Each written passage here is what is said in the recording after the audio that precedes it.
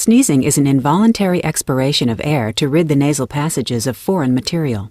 Particles that enter the nostrils and irritate nerve endings in the nasal mucosa trigger impulses that are transmitted via the fifth cranial nerve to the brain's sneezing center in the medulla.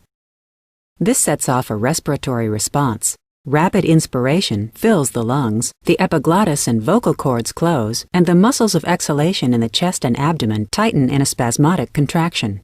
These events create a buildup of pressure in the lungs. When a sufficiently high level of pressure is attained, the vocal cords relax, the epiglottis opens, and an expulsion of air rushes through the nose and mouth. The force of the sneeze propels the irritants out of the nasal cavity.